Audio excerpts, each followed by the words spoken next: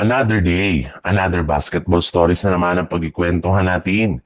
At ngayon nga ang bagong trade na magagawa ng Los Angeles Lakers. At ang balitang may good news nga daw ang Golden State Warriors kay Stephen Curry.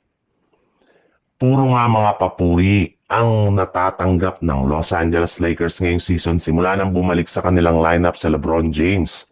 Mas lalo nga daw pong lumalakas ang kanilang team na sapat na para makasabay at makapaglaban sa mga malalakas na kupunan.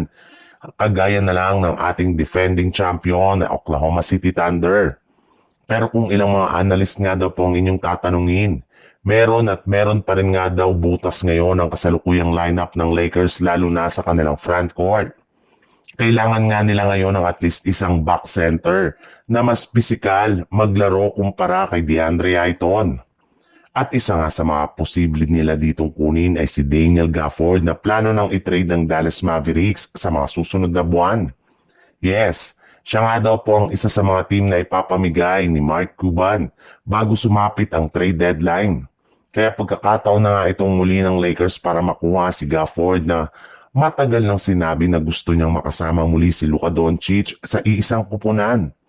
At this time nga sa bagong posibleng trade ng Dallas at Los Angeles Lakers ay pwede na i-offer ng Lakers si Dalton Kenny sa Mavs na naghahanap rin naman ngayon ng mga batang player na maaari nilang itandem kay Copper Flag para maging future ng kanilang prangkisa. Sa ibang balita naman, nagkaroon na nga sana ang Golden State Warriors ng pagkakataon na makuha ang panalo sa kanilang game kahapon laban sa Houston Rockets.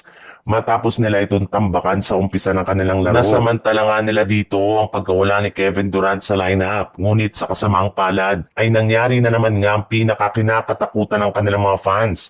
Matapos silang mag-choke sa second half, especially sa fourth quarter ng mahabol at matalo pa sila dito ng Rockets kung saan hindi nga dito naging sapat ang pagtatala ng kanilang 6 na manlalaro ng double-digit points.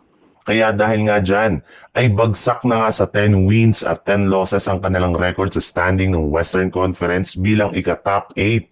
Pero bagamat man nga hindi na magandang sitwasyon ng team, ay mas pinaalala pa rin nga ng mga fans ang kalagayan ngayon ng kanilang superstar na si Stephen Curry na nagtamo ng injury sa kanyang tuhod na siyang rason bakit hindi siya nakasama pa sa kanilang lineup sa huling mga minuto ng fourth quarter.